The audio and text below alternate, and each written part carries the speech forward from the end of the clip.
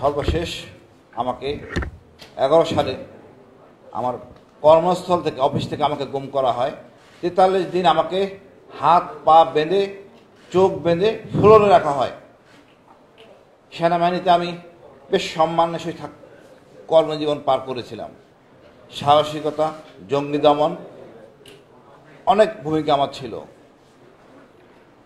আজকে আমি এখানে কথা বলতে পারতেছি সেই আবু সাইদের জন্য, তাদের জন্য স্বাধীনতা। আজকে সুযোগ হয়েছে আমার এখানে এসে এই কথা বলার সুযোগ করে দেওয়ার জন্য। আমি সবাইকে অনুরোধ করব, আপনাদের কোনো সন্দেহ থাকে আমার বক্তব্যে আমাকে প্রশ্ন করবেন, আমাকে হেয় করবেন। আমি কখনো মিথ্যা বলি না। আমি মহান আল্লাহর উপর আস্থা, তাই নিয়ে আমার সাহসিকতা। আমি সেনাবাহিনীর একজন অফিসার। আমার 34 বার বিভিন্ন সংঘর্ষে আমি জড়িয়েছি। জঙ্গি দমনে আমার ভূমিকা ছিল প্রশংসনীয়। আমি 3টা খেতাবের অধিকারী। কিন্তু আমার সাথে যে আচরণ করছে আওয়ামী লীগ সরকার, লজ্জনীয়। আমি কারো ঘটনা আমি শোনার অবকাশ দরকার নাই, আমারটাই খালি শুনুন। আমাকে 8 সালে মার্চ মাসে বলা হয় রয়ের সাথে কাজ করার জন্য। আমি তখন র্যাবের সিও চট্টগ্রামের। আমি রাজি হই নাই। গড়িমসি বিভিন্ন জায়গা থেকে রিকোয়েস্ট, অনুরোধ, ভয় ভীতি ছিল। আমি রাজি হইনি। কারণ আমার দেশে যারা শত্রু, তথাকথিত শত্রু, তাদের সম্বন্ধে আমরা তথ্য তেমন একটা পেতাম না। এবং 10 টাকা আমরা জানেন বিব্রত। ওই সকল বিদেশি শত্রুরা তাদের স্বার্থ কায়েম করতো ঠিকই, কিন্তু আমাদের অনেক উপকারও করত। একই সাথে আমাদের পার্বত্য চট্টগ্রামের রোহিঙ্গা ইস্যুর সামরিক সংগঠনগুলি নিয়ন্ত্রণ করার দরকার ছিল। এগুলি সব কিছু করতাম আমি ডিজিএফের তত্ত্বাবধানে। যা হোক, সেই বিষয়গুলি আপনি আমাকে যত অপরাধী করি, যত বড় অপরাধী করি, আপনি আমাকে গুম করতে পারেন না।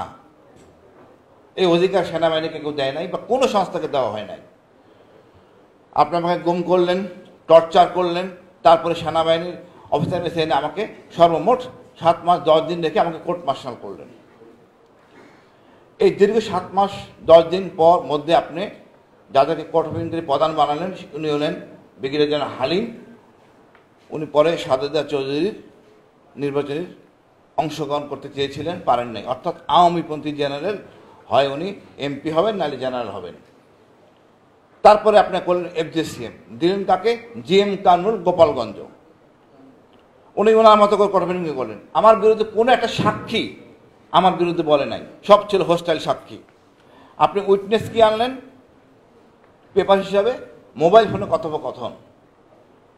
এই মোবাইল ফোনে সত্যিকার অর্থে বিডিআর ঘটনা, খালেদা জিয়াকে অপমানজনক বের করে, ক্যান্টনমেন্টে বের করে দেওয়া আমাদেরকে ব্যথিত করে, রক্তক্ষরণ হয়।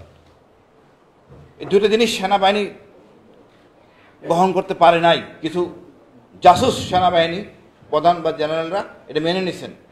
আমরা প্রতিবাদী ছিলাম, অনেকে ক্ষতিগ্রস্ত সরাসরি হয়েছেন। যা হোক, তারপরে আপনি আমাকে ওইখানে আনার পরে আপনি আমাকে সাক্ষী তো পেলেন না। মোবাইল ফোনের কথোপকথন, একটা মোবাইল ফোন রেকর্ড করতে গেলে স্বরাষ্ট্রমন্ত্রী অনুমোদন লাগে। কত সময় কথা বলবেন, কার সাথে কথা বলবেন, কোনো বাদ বিচার নাই। এই জিয়াউল হাসান ইডেন বে কক্সবাজার সমুদ্র সৈকতের উপর নিজেদের একটি ঠিকানা। মাত্র 5 লাখ টাকায় আপনিও হয়ে যেতে পারেন এই হোটেলের মালিক। ইডেন বে, আ কনসার্ন অফ ভাইয়া হোটেলস। জড়িত, তার বর্ণনা একটু পরে দিচ্ছি। মোবাইল ফোনে কথোপকথন হাতে লিখে আপনি সাবমিট করলেন। এটা হলো আলামত, বিচারে আলামত, যেটা সম্পূর্ণ অবৈধ। প্রথমে করলেন গুম আর সাবমিট করলেন এই আলামত। 2টা অপরাধ করে আপনি আমার বিচার কীভাবে করেন? তারপরে আপনার মিসেস সেনা আমার সাথে কথা বললে, আমি বলি সেনাপ্রধানের সাথে কথা বলো। উনি মিসেসের সাথে কথা বললেন। উনি বললেন এত বড় অপরাধ যে টাকা পয়সা হলে কথা ছিল। অর্থাৎ উনি পরিষ্কার বুঝতে যাচ্ছেন আমি এটা করতে যাচ্ছিলাম। ওনাদের মাথায় এইটুক বুদ্ধি নাই। 8 ডগে যারা চাকরি করে, লেফটেন্যান্ট মতিউর জানে, তার নিজস্ব কোনো বাহিনী নাই। কোনো 3 জনে একজন মেসোয়েটার, ওই 3 জনে এক মেসোয়েটারে কে কার লগে যুদ্ধ করবে আমার জানা নাই। মানে এই জ্ঞান যদি কারো না থাকে, একটা ইনস্টিটিউশন কখনো কু করে, তো এরা কি গোয়েন্দাগিরি করে আমার জানা নাই, কি উপকার করছে দেশে আমার জানা নাই। অর্থাৎ আমি এন্টি ইন্ডিয়ান, জন্মসূত্রে এন্টি ইন্ডিয়ান, সোজা কথা। এই এন্টি ইন্ডিয়ান লোকদেরকে ধ্বংস করতে হবে, হাসিনকে ধ্বংস করতে হবে, ও আমাদের পক্ষে ছিল না, একে শেষ করতে হবে।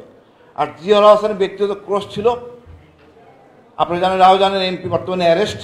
এই ভদ্রলোক আমাকে 8 সালে আগস্ট মাসে আসে তার একজন চেয়ারম্যানকে গ্রেপ্তার করে মারার জন্য। আমি কি অসম্ভব, গ্রেপ্তার করা হয়, জেলে পাঠানো হয়। কিন্তু ওই চেয়ারম্যান যে তথ্যগুলি আমাকে দেয়, বহু ভয়ানক তথ্য। একটা এমপি তার কাছে ওই সন্ত্রাসীকে 12টা AK-47 একটা LMG দেয়। আমার খুব একটা নেক সবসময় ছিল অস্ত্র উদ্ধার। তা আমি ওই ছেলেটাকে সরাসরি জেলে পাঠাই। এতে খুব ক্ষিপ্ত হয় সেই এমপি। আপনার এমপি বলে, সে আপনি মারেন, স্পটে আমি 2টা AK-47 দিব, আমি শপথ করব যে আপনি সবার সামনে।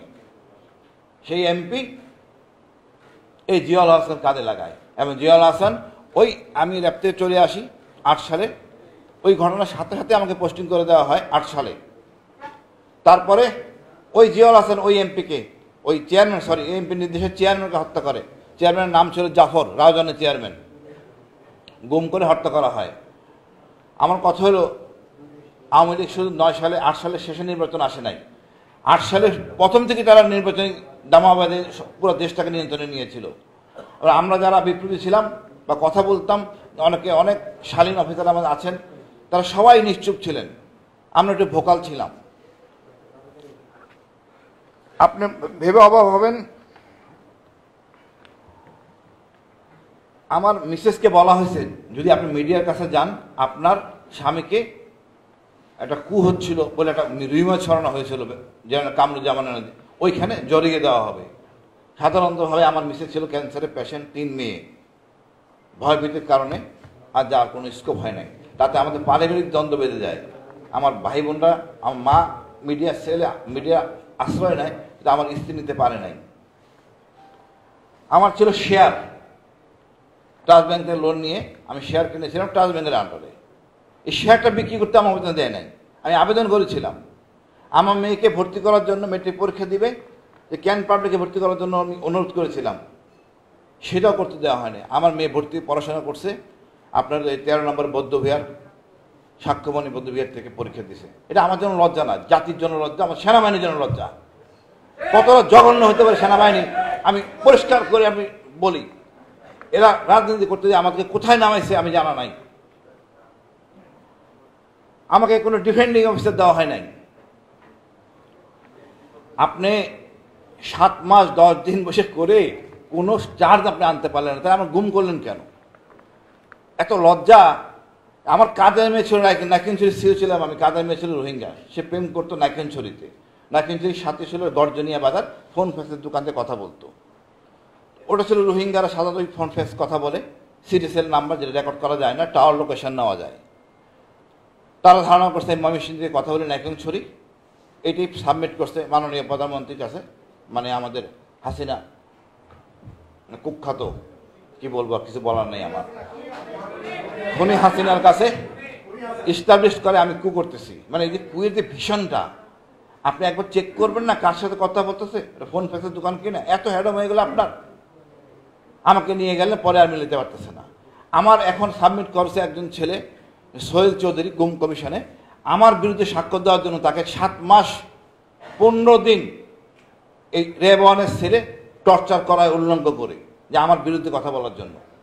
যখন একদম পারে নাই, তখন আমাকে বেঁধে জেলে পাঠানো হয়। আপনি আরো আশ্চর্য হবেন, আমাকে জঙ্গি তকমা দেওয়া হয়। সারা জীবন আমি জঙ্গি নিয়েই আমি ব্যস্ত ছিলাম, আমি হয়ে গেছি জঙ্গি। এটা আমি খুব লজ্জা। আমার বোন ডাক্তার, তার স্বামী ডাক্তার, খুবই আধুনিক, একে বানায় দিয়েছে জঙ্গি। পরিবারকে হেয় করে কিচ্ছু রাখে নাই। আমার এই আতঙ্কে আমার আত্মীয় স্বজন, কোর্সমেট ভয় আসতো না। আমি এতটা মনে কষ্ট পেয়েছি যে স্বাধীন হওয়ার পর আবু সাইদের মুক্তি আমাকে এমন একটা জীবন দিয়েছে বোঝানো যাবে না। আমার মেয়েকে গত শুক্রবার, এই শুক্রবার আগের শুক্রবার বিয়ে দিয়েছি, আমি আমার কোর্সমেটে দাওয়াত দেইনি। আমার লজ্জা। এই কোর্সমেট, যে কোর্সমেট আমার বিপদে আসে না, কথা বলেন, এই কোর্সমেট আমার দরকার নাই।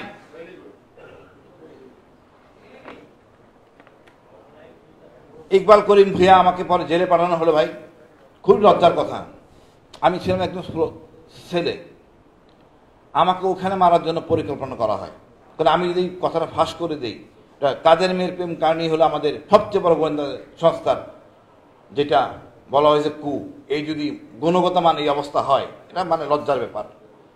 তখন জেলে আমাকে মারার জন্য জেএমবি আমার কর্তৃক ধরা, আমার গুলিতে আহত হওয়া শায়েখ আব্দুর রহমানের ছেলে নাবিল,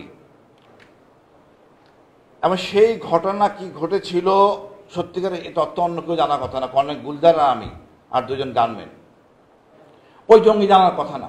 সেই তার রুমের পাশে আমার রুমকে রাখা হয় যাতে আমি তার হাতে মারা যাই।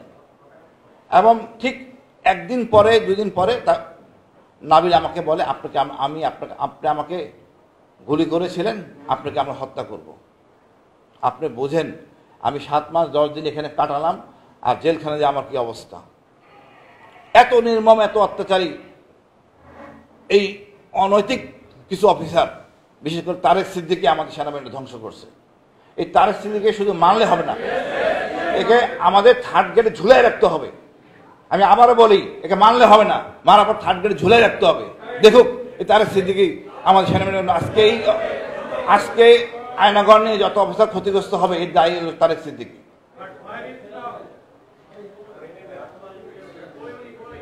ইকবাল করিম ভূঁইয়া আমাকে ডিভিশন দিয়েছিলেন, এই তারেক সিদ্দিকী ডিজিএফের মাধ্যমে মামুন খালেদ আমাকে ডিভিশন দেয় নাই। শুধু ডিভিশন দেন, আমার মিসেস রিড করে, রিড পাওয়ার পরও আমাকে ডিভিশন দেওয়া হয় নাই। পরে জেল কর্তৃপক্ষ চিন্তা করলো, নিরাপত্তার কথা ভেবে আমার কাশিমপুরে পাঠিয়ে দেওয়া হয়। কত রকম হেনস্থ আমার পরিবারকে করছে আমি বলে দেওয়া যাবে না। আর তারা সবটাই ডিজিএফআই জানতো, আর ডিজিএফআই কর্তৃক সৃষ্ট।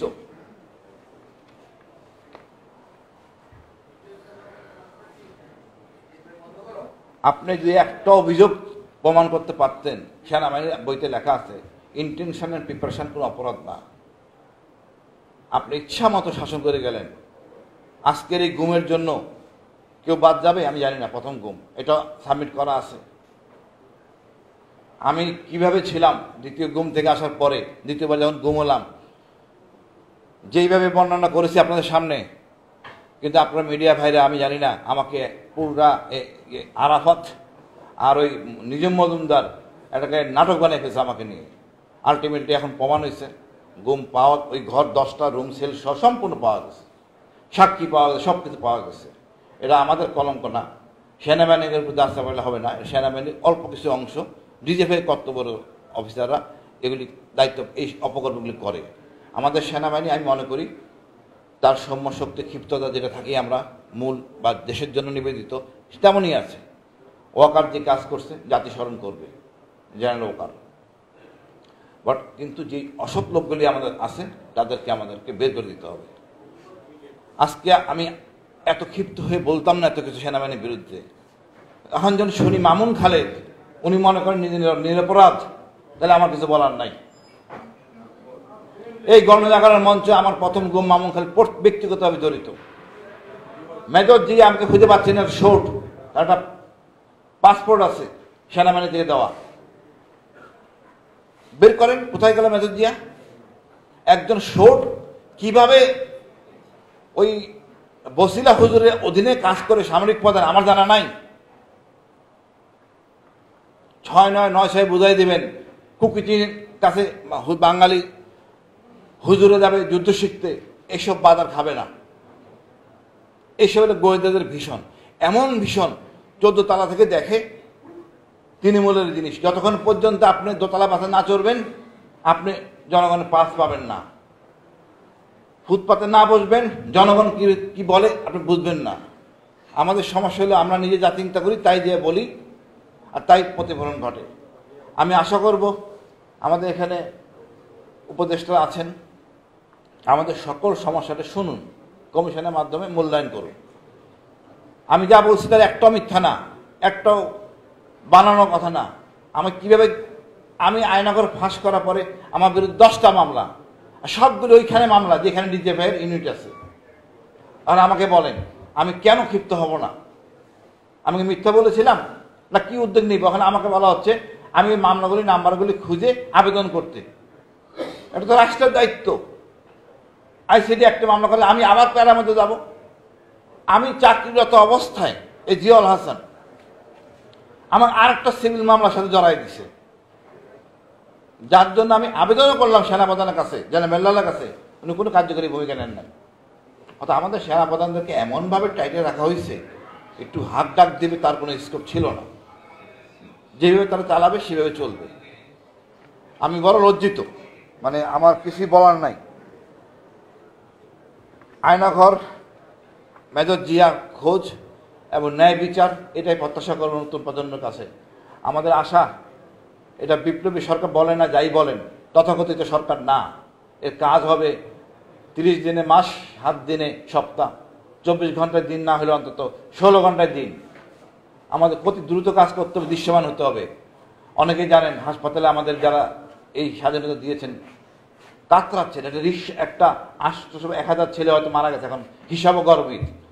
1000 ছেলে যে মারা যায়, 1000 ছেলে মারা যায় নাই, শহীদ হয় নাই, সরি, তার 1000 পরিবার ক্ষতিগ্রস্ত। একটা রিক্সাওয়ালার ইনকাম 500 টাকা আছে, এই 500 টাকা কোথায় পাবে? তাদের চিকিৎসা খুবই লজ্জাজনক অবস্থা। আমি বলবো স্বাস্থ্য মন্ত্রণালয়কে বলেন এসি রুম ছেড়ে এসে হাসপাতালে এসে দায়িত্ব পালন করুক, তাদের খাওয়া দাওয়া এবং বাচ্চা পরিবেশের আয় ব্যয়বার নেই।